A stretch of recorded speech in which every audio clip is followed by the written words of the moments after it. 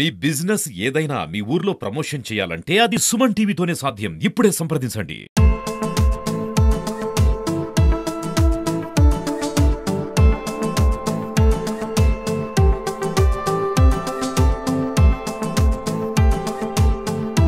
Hi hello నమస్తే, welcome to Suman TV. మనం ఇప్పుడు యాదాద్రి భువనగిరి జిల్లా ఆలేరు పోలీస్ స్టేషన్ లో ఉన్నాం. ఇక్కడ ఎందుకు వచ్చాము అంటే, ఇక్కడ పనిచేస్తున్నటువంటి ఒక హెడ్ కానిస్టేబుల్ ఐక్యరాజ్య సమితి విధులకు ఎంపిక కావడం చాలా గొప్ప విశేషం. దాని వెనకాల ఎంత కృషి ఉంటుంది, దాని వెనకాల ఎంత పట్టుదల ఉంటుందో ఒక్కసారి ఆ సార్ మాటల్లో తెలుసుకుందాం. ఈ ఐక్యరాజ్య సమితి ద్వారా వివిధ దేశాల్లో నియమించే శాంతి కమిటీల విధులకు ఎంపిక కావడం ఒక గొప్ప విశేషం. అసలు ఇందులో ఎలా ఉంటుంది, ఎలా ఎంపిక అయ్యారు, దీంట్లో ఉన్న పరీక్షలు ఏంటి, అసలు ఎంపికైన తర్వాత వీరిని ఎక్కడ విధులు నిర్వహిస్తారు, ఐక్యరాజ్య సమితి వీరికి ఎలా అలవెన్సులు ఇస్తుంది, లేదంటే వివిధ దేశాల్లో ఎక్కడ పని చేయాల్సి ఉంటుంది అనేది ఒక్కసారి అడిగి తెలుసుకుందాం.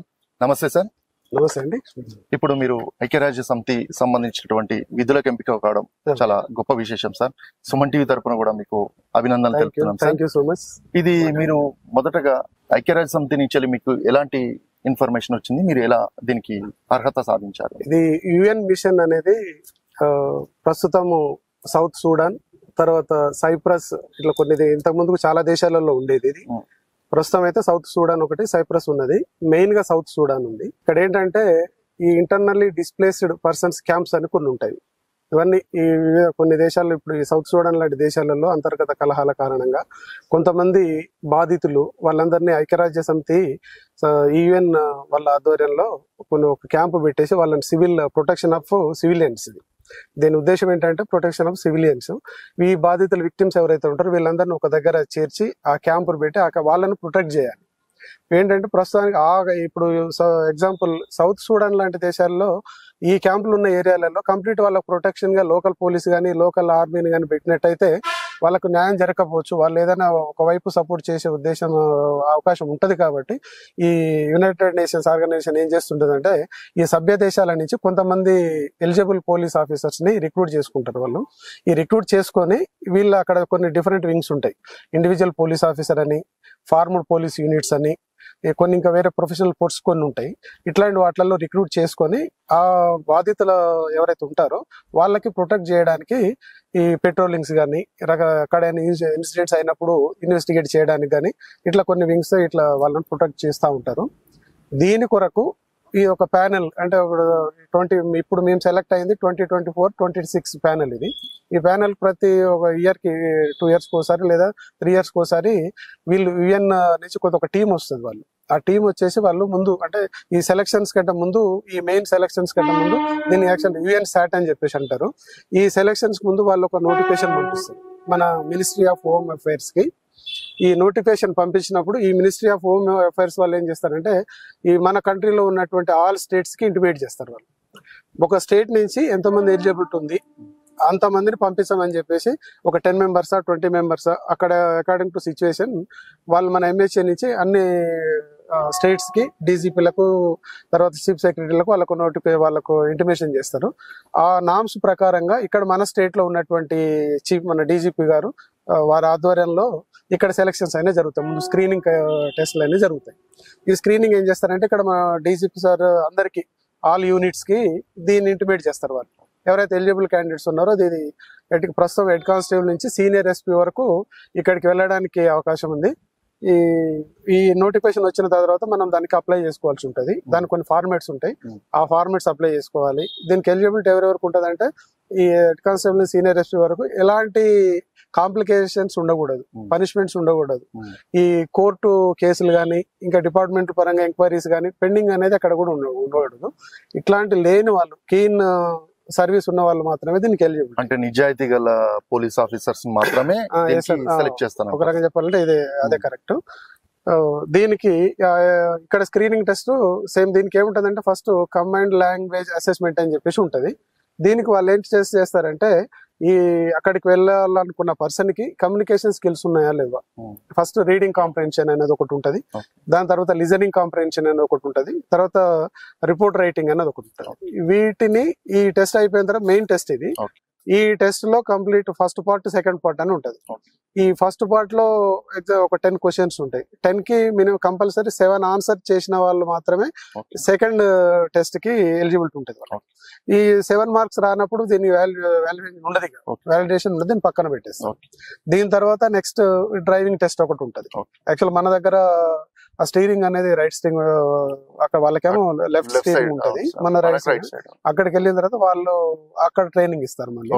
ఈ డ్రైవింగ్ కూడా ఏంటంటే ప్యారలల్ పార్కింగ్ అని, రివర్స్ పార్కింగ్, అర్బన్ డ్రైవింగ్, తర్వాత దీనికి ఈ డ్రైవింగ్ సంబంధించినటువంటి టెక్నిక్స్ కూడా అన్ని తెలిసి ఉండాలి. తర్వాత ఇంకోటి ఫైరింగ్ ఉంటది. ఫైరింగ్ కూడా అది క్వాలిఫై, అది జస్ట్ క్వాలిఫై అయితే సరిపోతుంది, అది దానికి మార్క్స్ ఏ ఉండవు. ఇట్లా ఈ టెస్ట్ ఇక్కడ స్క్రీనింగ్ టెస్ట్ లో ఎవరైతే క్వాలిఫై అవుతారో, క్వాలిఫై అయిన దాంట్లో అకార్డింగ్ టు మెరిట్ వాళ్ళకి ఎంతమంది రిక్వైర్మెంట్ ఉంది, మన స్టేట్ నుంచి ఎంతమంది పంపించాలో అంతమందిని ఎంహెచ్ఐకి పంపిస్తారు. ఆ లిస్ట్ అక్కడ యుఎన్ సివిపూల్ అని ఉంటది, యుఎన్ సివిపూల్ సెంటర్ అని, వాళ్ళు దీన్ని మొత్తం మానిటర్ చేస్తుంటారు. దీన్ని మన యుఎన్ అక్కడి నుంచి నేషన్ నుంచి ఆ టీం రావడానికి ముందు ఇక్కడ కొద్ది రోజులు మళ్ళీ రిఫ్రెషర్ కోర్స్ అనేది ఒకటి కండక్ట్ చేస్తారు ఇక్కడ యుఎన్ సివిపూల్ సెంటర్ లో. అంటే మనకు వచ్చిందని దానికి సంబంధించి రిలేటెడ్ ఏదైతే ఉంటాయో ఎగ్జామ్స్ కి సంబంధించి వీళ్ళు మాకు ట్రైనింగ్ ఇస్తారు మళ్ళీ కొద్ది రోజులు దాన్ని పార్టిసిపేట్ చేయడం కొరకు. ఈ రిఫ్రెషర్ కోర్స్ తర్వాత మెయిన్ టెస్ట్లు అనేవి జరుగుతాయి. ఈ మెయిన్ టెస్ట్లు అనేవి మనకు ఈసారి జూన్ 6th నుంచి 15th వరకు ఐటీబీపీ సెంటర్ డిగ్రీలు జరగడం జరిగింది. వాళ్ళ దీంట్లో మనకు తెలంగాణ స్టేట్ నుంచి ఒక 22 మెంబర్స్ అపేర్ అయ్యాము. అందులో 19 మెంబర్స్ ఆఫీసర్స్ సెలెక్ట్ అయ్యారు. సార్ ఇక్కడ ఒకటి, శాంతి భద్రతలు అస్తవ్యస్తంగా ఉన్న దేశాల్లో మాత్రమే మిమ్మల్ని ఎంపిక చేస్తారా, లేదంటే ధనిక దేశాల్లో కూడా మిమ్మల్ని అక్కడ కూడా శాంతి భద్రతలు ఎలా ఉన్నాయని తెలుసు? అంటే వాస్తవానికి చెప్పాలి అంటే కొన్ని ఇప్పుడు యుఎస్, బ్రిటన్ ఇట్లాంటి దేశాలలో ఈ అంటే వాళ్ళు లోకల్ వాళ్ళే మేనేజ్ చేసుకోగలుగుతున్నారు. ఇప్పుడు కొన్ని పూర్ కంట్రీస్ ఉంటాయి, ఈ కొన్ని అంతర్గత కళ ఎక్కువ, అంటే ఆ కంట్రీస్ దాన్ని మేనేజ్ చేయలేని పరిస్థితులు ఉన్నప్పుడు వాళ్ళంతా యుఎన్ లో సభ్య దేశాలు అవి ఉంటాయి కాబట్టి ఈ యుఎన్ ఏం చేస్తుంది, దాన్ని టేక్ ఓవర్ చేసుకుంటారు. అక్కడక్కడ కంట్రోల్ కాని పరిస్థితిలో ఈ యుఎన్ పరిధిలో టీమ్స్ ఉంటాయి. దాంట్లో నాట్ ఓన్లీ పోలీస్, దీంట్లో సివిలియన్ టీమ్స్ కూడా చాలా ఉంటాయి. ఇప్పుడు ఒక పోలీసు ప్రొటెక్ట్ చేస్తుంటది, కానీ వాళ్ళకి కావాల్సినటువంటి నీడ్స్ ఏవైతే ఉంటాయో, రిక్వైర్మెంట్స్ ఏవైతే ఉంటాయో అవన్నీ కూడా ప్రొవైడ్ చేయాలి. ఇప్పుడు ఈ విక్టిమ్స్ ఎవరైతే ఉన్నారో వాళ్ళందరికీ వాటర్ గానీ, ఫుడ్ గానీ, క్లాత్స్ గానీ ఇట్లాంటివన్నీ మన పోలీస్ వైపు నుంచి ఏమైతే జస్ట్ ప్రొటెక్ట్ చేయగలుగుతాం. తర్వాత ఈ సివిలియన్ టీమ్స్ కొన్ని ఉంటాయి, వీళ్ళు చాలా రకరకాల ఆర్గనైజేషన్స్ ఉంటాయి, ఎవరి పని వాళ్ళు చేసుకుంటూ పోతా ఉంటారు. ఇవన్నీ మన దగ్గర వాలంటీర్ ఆర్గనైజేషన్ కొన్ని ఉంటాయి, ఈ కొన్ని అనాథ శరణాలు ఇట్లాంటి వాటిని రన్ చేస్తూ ఉంటారు కదా ఎగ్జాంపుల్, అట్లాంటిది అన్నమాట. ఇట్లా చాలా టీమ్స్ ఉంటాయి, ఎవరి పని వాళ్ళు చేస్తూ పోతా ఉంటారు. ఇదంతా యుఎన్ ఆధ్వర్యంలో నడుస్తుంటది. ఓకే, అక్కడి లాంగ్వేజ్లు కానీ, అక్కడ ప్రజలకు సంబంధించినటువంటి లాంగ్వేజెస్ కానీ మీకు ఎలా కమ్యూనికేట్ చేసుకుంటారు సార్? ఏమైనా ప్రత్యేకంగా శిక్షణ ఇచ్చే అవకాశం? యాక్చువల్ గా ఏంటంటే మనకు బేస్ అనేది ఇంగ్లీష్ అనేది మస్ట్ అండ్ షుడ్. ఇవి తర్వాత అక్కడ లోకల్ గా మనకి ఏమైనా అసిస్టెంట్ కావాలంటే అక్కడ ఒక ఇంటర్ప్రిటేషన్ ఉంటుంది, దాంట్లో అక్కడ లాంగ్వేజ్ ట్రాన్స్లేటర్ అక్కడ మనకు ఉంటారు వాళ్ళు. మనం ఒకవేళ ఏదైనా వెళ్ళాలి ఇష్యూ జరిగినప్పుడు ఆ ప్లేస్ కి ఎక్కడికైనా వెళ్ళాలనుకున్నప్పుడు అక్కడ మనకు ట్రాన్స్లేటర్స్ అనే వాళ్ళు ఉంటారు. వాళ్ళు ఎవరైనా ఒక టీం పోతున్నప్పుడు టీమ్ తో పాటుగా వాళ్ళు కూడా వస్తారు. మనకు ఒకవేళ అక్కడ ఉన్న పీపుల్ వాళ్ళ ఇంగ్లీష్ మాట్లాడగలిగితే మనం వాళ్ళతో డీల్ చేయగలుగుతాం. అదర్వైజ్ ఒకవేళ వాళ్ళ ఆ లాంగ్వేజ్ ప్రాబ్లం ఉందనుకున్నప్పుడు ట్రాన్స్లేటర్ ఉంటాడు మన దగ్గర, ప్రాబ్లం ఉంటుంది అక్కడ. ఇప్పుడు ఐక్యరాజ్య సమితి ద్వారా మీరు శాంతి కమిటీలకు ఎంపిక కావడం అనేది మీకు ఎలా అనిపిస్తుంది సార్? ఇది యాక్చువల్ గా చెప్పాలంటే చాలా ఎక్సైట్మెంట్. దీనికోసం యాక్చువల్గా నేను ఇట్ వాజ్ మై డ్రీమ్. అది చాలా రోజుల నుంచి ఎదురు చూస్తా ఉన్నాను ఇది, ఎందుకంటే ఇది ఇంటర్నేషనల్ ఎక్స్పోజర్ ఉంటది. మన యొక్క ఎబిలిటీ ఏందనేది మనం ప్రూవ్ చేసుకోవడానికి ఇది ఒక గ్రేట్ ఆపర్చునిటీ. ఇది వాస్తవానికి ఏంటంటే మనకు చిన్న క్యాడర్ లో ఇది రావడం అనేది ఇంకా నేను ఐ ఫీల్ ప్రౌడ్ వెరీ, ఎందుకంటే ఇట్లాంటి అవకాశాలు చాలా తక్కువ. ఎందుకంటే ఒక్కోసారి ఈ ఎగ్జామ్స్ మనం పార్టిసిపేట్ చేసినప్పుడు కూడా పీస్ ఆఫ్ మైండ్ ఉండాల్సి వస్తుంది. దాంట్లో ఏమాత్రం కొద్దిగా మనం ఇన్ టైంలో మనం దాన్ని కంప్లీట్ చేయలేకపోతే మిస్ అయిపోతుంటాం. ఇప్పుడు దీనికి ఎంపిక కావడం అనేది మీ బంధువులు కానీ, మీ స్నేహితులు కానీ, లేదంటే కుటుంబ సభ్యులు కానీ, మీ సుపీరియర్స్ కానీ ఎలా మీకు విషెస్ చెప్తున్నారు సార్? సార్ ఇది దీని తర్వాత అసలు నేను కూడా ఎక్స్పెక్ట్ చేయలేదు అసలు. అన్ని మా సుపీరియర్ ఆఫీసర్స్ అయితేంది, నా ఫ్యామిలీ మెంబర్స్ అయితేంది, నా ఫ్రెండ్స్ అయితేంది, యాక్చువల్గా ఎవరికి తెలియదు. దీనికి వెళ్ళడానికి మెయిన్ కారణము ప్రతాప్ సార్ అని అడిషనల్ ఎస్పీ గారు ఉన్నారు, మా గురువు గారు. ఆయన ఇప్పుడు ప్రజెంట్ జెన్కోలో, మన టిఎస్ జెన్కోలో ఉన్నారు సారు. మొదటి నుంచి యాక్చువల్ అంటే నేను భర్తీ అయిన తర్వాత ఫస్ట్ సార్కి, అప్పుడు సార్ ఎస్ఐగా ఉండే తుర్కపల్లి పోలీస్ స్టేషన్ లో, సార్కు రిపోర్ట్ చేశాను. అప్పటి నుంచి సరే ఇప్పటి వరకు కూడా మా రిలేషన్ అట్లే కంటిన్యూ అవుతూ వస్తా ఉంది. డిపార్ట్మెంట్ లో ప్రస్తుతం నేను ఇక్కడ నాకు రికగ్నిషన్ వచ్చిన ఈచ్ అండ్ ఎవ్రీథింగ్ మొత్తం ప్రతి విషయంలో గురువు గారు, ఆయన ప్రతాప్ సారే దీనికి అన్నిటి కారణం. ఎందుకంటే ఆయన మొదటి నుంచి కూడా చూశాడు, అంటే ఇతన్ని మనం కొద్దిగా సాన పెట్టినట్టయితే దీన్ని మనం షార్ప్ చేసినట్టు ఇతను డిపార్ట్మెంట్ కి చాలా ఉపయోగపడతాడు అనేది సార్ ఐడెంటిఫై చేశారు ఫస్ట్. అప్పటి నుంచి దీంట్లో డిపార్ట్మెంట్ కి సంబంధించి వర్క్ కానీ, దీంట్లో అసలు ఎట్లా మనము ఏం చేస్తే మనకు మంచి గుర్తింపు అనేది వస్తుంది, హార్డ్ వర్క్ ఎట్లా చేయాలి, రెస్పాన్సిబిలిటీ ఎట్లా టేక్ ఓవర్ చేసుకోవాలి, ఎట్లా ఉండాలి అనేదాన్ని నా రైట్ ఫ్రమ్ ది బిగినింగ్ ఇప్పుడు స్టిల్ సార్ గైడెన్స్. దీనికి నేను ఇండియన్ మిషన్ వెళ్ళడానికి కూడా సారే మెయిన్ రీజన్. అంటే గతంలో ఇంత ముందు సార్ ఆల్రెడీ ఇంత ముందుకు 2 సార్లు వెళ్ళొచ్చారు అక్కడ మిషన్ కి. సార్ వెళ్ళే ఎక్స్పీరియన్స్డ్ 2 times, ఒకసారి కోసావాకి, ఇంకోసారి సౌత్ సూడాన్ 2 విజిట్ చేశారు. సార్ ఇప్పుడు దాదాపుగా మీరు అక్కడికి వెళ్ళిన తర్వాత ఎన్ని రోజులు ఉండాల్సి వస్తుంది? మళ్ళీ మీరు ఎప్పుడైనా రావాలనుకుంటే రావచ్చా, లేకపోతే ఇంకా ఏంటి? ఇది 1 year పీరియడ్ ఉంటుంది సార్. అక్కడ 1 year మన కంప్లీట్ 1 year పీరియడ్ అక్కడ మనం డ్యూటీ అటెండ్ చేసుకోవాల్సి వస్తుంది. మధ్యలో 3 months ఒకసారి వాళ్ళు హాలిడేస్ ఇస్తారు. హాలిడేస్ ఉన్నప్పుడు మనం యూటిలైజ్ చేసుకోవచ్చు, వారిని మనం అవైల్ చేసుకోవడానికి అవకాశం ఉంది. వచ్చి వెళ్ళొచ్చు మనం. ఇప్పుడు మీరు డైరెక్ట్ గా ఏ దేశానికి వెళ్ళాలి ఏంటి అని చెప్పేసి వాళ్ళు ఎప్పుడు నిర్ణయిస్తారు, మీకు ఎప్పుడు వెళ్తారు? ఇది ఇంకొక 15 days పడుతుంది అని అనుకుంటున్నాం సార్ మేము.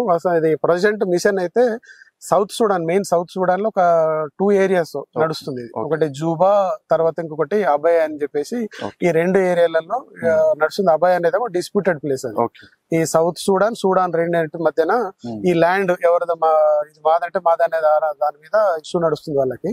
అక్కడ ఐక్యరాజ్య సమితి ప్రస్తుతానికి అక్కడ మిషన్ నడుస్తుంది. ఇంకొకటేమో సైప్రస్ లో నడుస్తా ఉంది, కానీ సైప్రస్ లో ప్రస్తుతానికి వేకెన్సీస్ ఉన్నాయా లేవా అనేది క్లారిటీ లేదు. ఇప్పుడు మీరు చేస్తున్న విధులు, అంటే అక్కడికి వెళ్ళిన తర్వాత చేస్తున్న విధులు అత్యంత కఠినమైన విధులే అనుకోవచ్చు. కానీ ఈ విధులకి మీరు చేసే కృషి కూడా చాలా ఉంటుంది.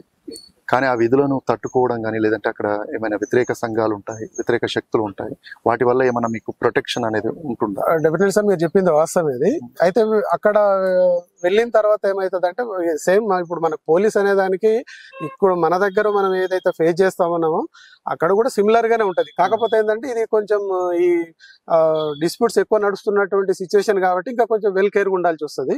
దానికి టీమ్స్ ఉంటాయి.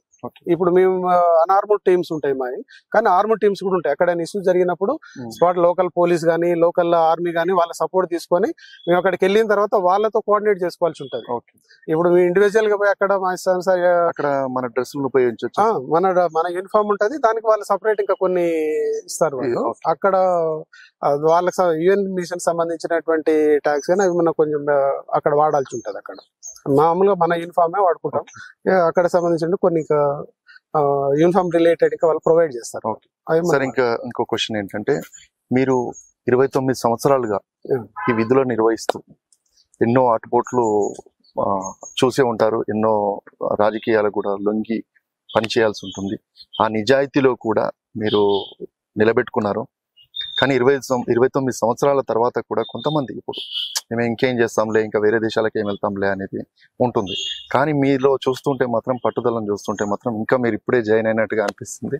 అసలు మీకు ఈ వయసులో కూడా, అంటే 29 సంవత్సరాలు చేశాను, ఇంకా నాకు ఎందుకులే అనే వయసులో మీరు ఇంకా స్టాండర్డ్ గా ఉండి నేను ఖచ్చితంగా చేయగలుగుతానన్న దానికి మీకు ఒక సంకల్పం అనేది ఉంటుంది. అది మీ బంధువుల ద్వారా, లేకపోతే మీ రిలేషన్స్ ద్వారా, మీ గురువుల ద్వారా అనేది మీరు ఎలా ఇంత మెయింటైన్ చేయడానికి? థ్యాంక్ యూ సార్ మీ కాంప్లిమెంట్ కి. వాస్తవానికి ఇది నేను ఇప్పుడే కాదు, యాక్చువల్ గా మా గురువు గారు చెప్తున్నాడు అంటే ఆయన నాతో ప్రతి ఒక్కటి షేర్ చేసుకునేవాడు. డిపార్ట్మెంట్ లో మనకు రికగ్నిషన్ ఏ రకంగా వస్తుంది అనే దాని మీద. యాక్చువల్లీ ఇది ఒక్కటే కాకుండా దీనికంటే ముందు all India police duty meet అనేది కూడా ఒకటి ఉంటది. ఆ all India police duty meet అంటే మన కాంపిటెన్సీ, ఈ ఇన్వెస్టిగేషన్ మన ఇన్వెస్టిగేషన్ సంబంధించి కొన్ని కాంపిటీషన్స్ అనేవి ఎవ్రీ ఇయర్ జరుగుతుంటాయి, ఒక్కొక్క స్టేట్ లో జరుగుతూ ఉంటాయి. ఈ all India police duty meet కూడా సార్ నన్ను ఇంట్రడ్యూస్ చేసి అక్కడ ఉన్న all India police duty meet లో కూడా నేను మెడల్ తీసుకోవడం జరిగింది పంచకులాలో. 2015 లో అక్కడ నాకు సైంటిఫిక్ ఎయిడ్స్ టు ఇన్వెస్టిగేషన్ లో సిల్వర్ మెడల్ కూడా రావడం జరిగింది. ఇట్లా ప్రతి ఒక్కటి అంటే ఈ డిపార్ట్మెంట్ లో ఇన్వెస్టిగేషన్ మొదలుకొని దీని తర్వాత నెక్స్ట్ మనకు రికగ్నిషన్ రావడానికి ఎంత హార్డ్ వర్క్ చేయాలి, ఎక్కడెక్కడ మనం ఇప్పుడు ప్రతి ఒక్కరు డ్యూటీలు చేస్తూ ఉంటాం సార్. జనరల్ గా మనం చేసే దాంట్లో ఇన్నోవేటివ్ గా మనం ఉండాలనేది నా అభిప్రాయం. నాకు మా గురువు గారు నేర్పింది మొట్టమొదటి ఫస్ట్ నేను డిపార్ట్మెంట్ జాయిన్ అయిన తర్వాత తను నాకు నేర్పించినటువంటి మొదటి విషయం ఇదే.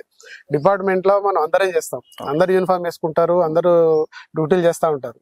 కామన్ గా డ్యూటీలు చేయడం వేరు, నలుగురిలో గుర్తింపు పొందడానికి మనం ఏదో ఒకటి సంథింగ్ స్పెషల్ గా ఉండాలి అని అంటే మనం చేసే మన యాటిట్యూడ్, మన నలుగురితో ఉండే విధానం ఇది ఇంపార్టెంట్ అని చెప్పారు. నేను మొదటి నుంచి కూడా అదే ఫాలో అవుతూ వస్తా ఉన్నాను. నేను చేసిన ప్రతి ఏరియాలో కూడా పబ్లిక్ తో చాలా ఇంటరాక్ట్ అవుతూ ఫ్రెండ్లీగా ప్రతి ఒక్కరితోని నాకు సంబంధించినంత వరకు నా నోటీసులో ఉన్నది ఖచ్చితంగా నేను చేయగలిగింది ఏదైనా ఉన్నప్పుడు డిపార్ట్మెంట్ కి సంబంధం లేకున్నా కూడా నేను అటెండ్ చేస్తూ నాకు ఫ్రెండ్ సర్కిల్ కూడా చాలా ఎక్కువ సార్. నేను ఎక్కడ ప్రతి చేసిన నా ఫస్ట్ పొజిషన్ తుర్కపల్లి, స్టిల్ ఇప్పటికీ నాకు అంటే మా సొంత గ్రామం అది నల్గొండ జిల్లా నకరికల్ మండలం పాలెం విలేజ్ మాది. మా సొంత ఊరు ఎట్లా అయితే నేను ఫీల్ అవుతాను, నేను తుర్కపల్లి స్టిల్ అలానే ఫీల్ అవుతాను. దాని తర్వాత ఆటోమేటిక్ నాకు భువనగిరితో ఎక్కువ అనుబంధం ఏర్పడింది. భువనగిరిలో సెటిల్ అయిపోయాను. దాదాపుగా యాదాద్రి భువనగిరితో కూడా అలా అనుబంధం ఏర్పడింది. ఆ తుర్కపల్లి నాకు ఎప్పుడైనా స్పెషల్, ఎందుకంటే స్టిల్ అప్పుడు నేను అక్కడ వర్క్ చేస్తున్నప్పుడు, ఇప్పుడు సపోజ్ మీ అతను చెప్పాడు కదా, యాక్చువల్ గా ఆ చిన్నపిల్లలు చాలా మంది గుర్తుపడతారు. నేను అక్కడ నిలబడితే నా దగ్గరకు వచ్చి మాట్లాడతాను. బికాస్ ఎందుకంటే నేను అప్పుడు జహంగీర్ సార్ అని సార్ కూడా ఉండేవారు.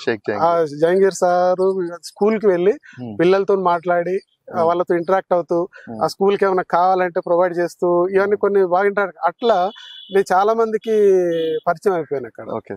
స్టిల్ వాళ్ళకు ఒక ఫ్యామిలీ ఫ్రెండ్ లాగానే ట్రీట్ చేస్తాను ఇప్పటికీ. ఎక్కడ పోలీస్ వ్యవస్థ అంటే ఫ్రెండ్లీ పోలీస్ లేకున్నా గానీ మీరు ఫ్రెండ్లీ పోలీస్ లాగా అందరితో మంచిగా ఉండడం కానీ, లేదంటే రాజకీయంగా గానీ ఎన్నో సమస్యలు ఎదుర్కొంటారు కానీ అవన్నిటిని తట్టుకొని మీరు నిజాయితీ గల పోలీస్ ఆఫీసర్ గా ఉండడం మాత్రం చాలా గ్రేట్ సార్. ఇంకో విషయం సార్, ఇప్పుడు మీ ఫ్యామిలీ విషయానికి వస్తే, ఇప్పుడు మీరు మీ కుటుంబం అక్కడ మీ అమ్మా నాన్నలు కూడా ఏం చేసేవారు సార్? మీ కుటుంబం నేపథ్యం, మీకు ఎంతమంది పిల్లలు? అదొక మధ్యతరగతి కుటుంబం, అంటే దిగువ మధ్యతరగతి కుటుంబం. మా నాన్నగారు అంటే మాది గౌడ కుటుంబం. మా నాన్నగారు చెట్లు ఎక్కేవారు. మా అంతా వ్యవసాయ కూలీ లాగా ఉండేవాళ్ళం. వాస్తవానికి చెప్పాలంటే మాకు అగ్రికల్చర్ కూడా ఉండే, గానీ అప్పట్లో అంటే మా అగ్రికల్చర్ డెవలప్మెంట్ చేయాలనే ఉద్దేశంతో అప్పుడు మా నాన్నగారు అంటే నేను ఫస్ట్ క్లాస్ సెకండ్ క్లాస్ ఉన్న ఆ సందర్భంలోనే అప్పట్లోనే మనం బోర్ వేయడానికి అప్పుడు బోర్లు లేవు, అప్పుడు బావి తవ్వారు. అప్పుడే మాకు అంటే ఒక 20,000 అప్పు తేవడం జరిగింది. అంటే ఆ బావి తీసిన తర్వాత ఒక 1 year వ్యవసాయం చేసిన తర్వాత వాటర్ లేకపోవడంతో ఈ 20,000 అప్పు అలా మిగిలిపోయింది. దాని వల్ల మీకు కొంచెం ఫైనాన్షియల్ కూడా చాలా ప్రాబ్లమ్ ఫేస్ చేయాల్సి వచ్చింది. కానీ నాకు ఎప్పుడు కూడా నేను అంటే అట్లాంటి సిచ్యువేషన్ ఉన్నా కూడా మా నాన్నగారు ఎప్పుడు కూడా ఒక గుంట భూమి కూడా ఎక్కడ అమ్మలేదు. దాన్ని కంపల్సరీ ఏదో ఒకటి చేయాలి. మా ఫాదర్ చనిపోయారు, వాళ్ళ పేరు మన్సూర్ అని చెప్పేసి. మా నాన్నగారు చనిపోయి కూడా 99 లో చనిపోయారు మా నాన్నగారు. మా అమ్మగారు మీరు ఒక్కరేనా సార్? లేదు, నాకు ఇద్దరు అక్కలు ఉంటారు, ఒక చెల్లె ఒక తమ్ముడు, మొత్తం 5 మంది. నాకు 2 అబ్బాయిలు. మా మిస్సెస్ కూడా మా MA BEd జీనియస్ స్కూల్లో తెలుగు టీచర్ గా పనిచేస్తుంది భువనగిరి జీనియస్ స్కూల్లో. పిల్లలు ఏం చేస్తారు? పిల్లలు మా పెద్ద అబ్బాయి బీటెక్ అయిపోయింది. తను వేరే జోనల్ లో, అంటే అతనికి కొంచెం క్రియేటివ్ మైండెడ్ అతను. ప్రస్తుతానికి నేను ఫిల్మ్ మేకింగ్ నాకు ఇంట్రెస్ట్ అని చెప్పేసి ప్రసాద్ ఫిల్మ్ ఇన్స్టిట్యూట్ చెన్నైలో PG డిప్లొమాలో జాయిన్ అయ్యాను. చిన్న బాబేమో NIT సిల్చర్ లో సివిల్ ఇంజనీరింగ్ లో బీటెక్ కంప్లీట్ చేశాడు. ఇప్పుడు లాస్ట్ అయిపోయింది, మొన్ననే అయిపోయింది, కంప్లీట్ చేశాడు. ప్రస్తుతానికి అది క్యాంపస్ సెలక్షన్ లో రామ్స్ గ్రూప్ కంపెనీ అని ఒక ఆటోమొబైల్ ఇంజనీర్ వాళ్ళ క్యాంపస్ సెలక్షన్ లో సెలెక్ట్ అయ్యి ప్రస్తుతం హైదరాబాద్ కూకట్పల్లిలో వర్క్ చేస్తాను. అంటే మీరు కూడా పోలీసు లో ఉన్నారు కాబట్టి వాళ్ళని కూడా IAS గానీ IPS గానీ చేయాలనే ఉద్దేశం ఏమైనా ఉండేనా సార్? లేదంటే వాళ్ళకి ఫ్రీడమ్? యాక్చువల్లీ నేను వాళ్ళకి కంప్లీట్ ఫ్రీడమ్ ఇచ్చాను. ఒక రకంగా చెప్పాలి అని అంటే, నేను డిపార్ట్మెంట్ కి వచ్చిన తర్వాత మీరు ఇంతకుముందు అడిగారు కదా హార్డ్ వర్క్ ఎలా, వాస్తవానికి డిపార్ట్మెంట్ కి వచ్చిన తర్వాత మా గురువు గారు చెప్పిన దాన్ని బేస్ చేసుకొని అసలు దీంట్లో నేను కంప్లీట్ వర్క్ అంతా నాకు దీని మీద గ్రిప్పింగ్ ఉండాలి, వర్క్ నేర్చుకోవాలనే క్రమంలో మాక్సిమం టైం అంతా నేను పోలీస్ స్టేషన్ లో దీన్ని నేర్చుకునే దానికి ఎక్కువ స్పెండ్ చేసామండి. నిజానికి మా పిల్లల యొక్క ఎడ్యుకేషన్ ఎవ్రీథింగ్ అంతా మా వైఫ్ కంప్లీట్ తనే చూసుకునేది. నేను పిల్లలతో మాట్లాడుతుండే, వాళ్ళతో ఇంటరాక్ట్ అవుతూనే ఉండే, కానీ వాళ్ళ ఎడ్యుకేషన్ సంబంధించి మొత్తం క్రెడిట్ మొత్తం మా వైఫ్ తనే చూసుకునేది. వాళ్ళు ఎట్లా అవుతున్నారు, ఎలా అంటే నేను ఒక రకంగా చెప్పాలంటే నేను గ్రేట్ ఫీల్ అయ్యేది ఏంటంటే, పిల్లలు ఎంత సక్సెస్ అయ్యారు, ఏం చేస్తున్నారు అనే దానికంటే ముఖ్యంగా మా పిల్లలకు ఒక మంచి సంస్కారం ఉందనేది నేను గ్రేట్ ఫీల్ అవుతాను సార్. నేను మా పిల్లలు అదే రకంగా ఉంటారు ఇప్పటికీ. దానికి కారణం మా వైఫ్. తను ఏంటంటే తెలుగు టీచర్ కావడం ఒకటి. ఆ జీనియస్ స్కూల్లో కూడా ఇప్పటికి లాస్ట్ 3-4 years నుంచి కూడా ఈవెన్ మ్యాథ్స్ లో కూడా 10 GPA రాలేదు, తెలుగులో 10 GPA తీసుకొచ్చింది తను. అక్కడ కూడా తను మెంటర్ గా మోటివేటర్ స్టూడెంట్స్ కి చాలా ఇదిగా ఉంటది. మా పిల్లల విషయంలో మాత్రం మొత్తం కంప్లీట్ క్రెడిట్ అంతా మా వైఫ్. వాళ్ళు కూడా ఏమంటున్నారు సార్, ఇప్పుడు మీ పిల్లల తరఫు నుంచి కూడా ఇలా ఎంపిక అయ్యానని చెప్పి? యాక్చువల్ గా ఇది కొంతకాలం నుంచి ఉన్నది, ఇది నా అంబిషన్ అనేది వాళ్ళకి తెలుసు. మా మెసేజ్ యాక్చువల్ గా ఇప్పుడు నేను వెళ్ళాల్సి వస్తే ఒక 1 year కావచ్చు, 3 months కావచ్చు, దూరంగా ఉండాల్సిన పరిస్థితి వస్తుంది. తనకు ఇంటర్నల్ గా ఒకవేళ ఏం ఫీల్ అయినా కూడా ఇది నా అంబిషన్ కాబట్టి నాకు 100% సపోర్టివ్ గా ఉన్నాను మొదటి నుంచి కూడా. డ్రీమ్ కాబట్టి ఖచ్చితంగా సరే వెళ్ళు, సరే అది సమస్యలు అనే ఉంటూనే ఉంటది, కానీ నాకు ఖచ్చితంగా నీ అంబిషన్ కాబట్టి నువ్వు వెళ్ళాల్సిందే అని చెప్పేసి తను అన్ని రకాలుగా నాకు సపోర్టివ్ గా ఉంది. మా పిల్లలు కూడా వెల్ సపోర్టెడ్ అన్ని రకాలుగా. వాళ్ళకేంటంటే ఇట్లాంటి వాటిల్లో వాళ్ళు కూడా చూస్తారంటే మా డాడీ రకంగా సెలెక్ట్ అయ్యాడు అనే దాని మీద వాళ్ళు కూడా చాలా హ్యాపీ ఫీల్ అయ్యి వాళ్ళ ఫ్రెండ్స్ తో చెప్పుకోవడం జరిగింది. వాళ్ళ ఫ్రెండ్స్ కూడా నాతో చాలా మంది మాట్లాడడం కూడా జరిగింది. Great sir. ఇంకోటి ఏంటంటే ఈ 29 సంవత్సరాల మీ జీవితం అంటే ఈ ఉద్యోగం చేసే జీవితంలో అన్ని మర్చిపోతుంటాం, ఫైరింగ్ చేసి మర్చిపోతుంటాం, కమ్యూనికేషన్ స్కిల్సే కానీ లేదంటే ఇలాంటివి ఎలా మీరు ఎలా ఇప్పటి వరకు కూడా స్టిల్ ఇంకా మీరు ఇంగ్లీష్ లో మాట్లాడడం ఇవన్నీ ఎలా? చెప్పాను కదా సార్, ఇది ఎంత నాకు బేస్ అనేదే నాకు ఒక స్టాండర్డ్ అయిపోయింది.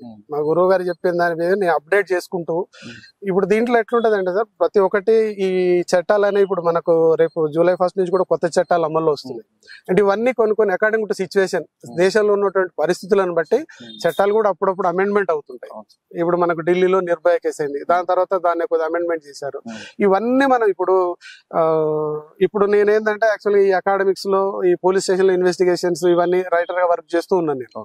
నేను చేస్తూ ఉన్నప్పుడు దీనికి సంబంధించి పూర్తి నాలెడ్జ్ అనేది నాకు ఉండాలి అంటే దీంట్లో అప్డేట్స్ అనేది నేను అప్డేట్ అవుతూ ఉండాలి ఖచ్చితంగా. ఇప్పుడు నేను ఇక్కడ ఉన్నాను, దీంట్లో ఏం జరిగింది, ఫర్దర్ ఏం జరిగింది అనేది నాకు తెలియకపోతే నేను దీంట్లో నా సీనియర్ ఆఫీసర్స్ కి నేను అసెస్ చేసే క్రమంలో నేను కరెక్ట్ జస్టిస్ చేయలేను.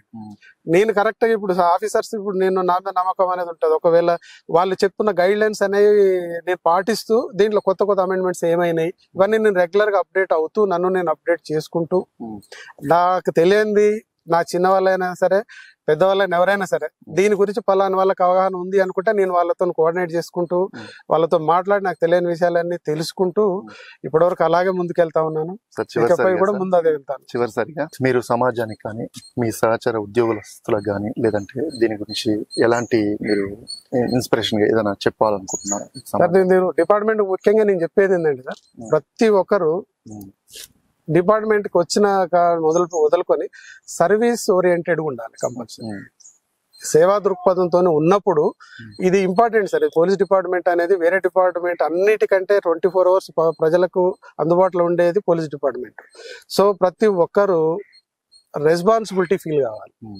ఇప్పుడు దీంట్లో పోలీస్ డిపార్ట్మెంట్ ఇప్పుడు ఒక్కొక్క సపోజ్ పోలీస్ స్టేషన్కి SI గారు ఉన్నారు, CI గారు ఉంటారు, DC, ఎవరి స్టేజ్ లో వాళ్ళకు బాధ్యతలు అనేవి ఉంటాయి, వాళ్ళకు ప్రెజర్స్ ఉంటాయి. వాస్తవానికి చెప్పాలంటే మా కింది స్థాయిలో కానిస్టేబుల్, హెడ్ కానిస్టేబుల్ స్థాయిలో ప్రెజర్ తక్కువ. మేము కేవలం ఇప్పుడు మా సీనియర్ ఆఫీసర్ చెప్పినటువంటి విధులు నిర్వర్తించడం తప్ప ఇప్పుడు మేము ప్రజలకు సమాధానం చెప్పాల్సిన సందర్భం రాదు, అధికారులకు సమాధానం చెప్పాల్సిన సందర్భం, ప్రెజర్ అనేది వాళ్ళకి ఎక్కువ ఉంటది. దీనికి అట్లా అని చెప్పేసి బాధ్యత ఇప్పుడు మేము చేసే మా పరిధిలో మేము బాధ్యతాయుతంగా ఉండాలి.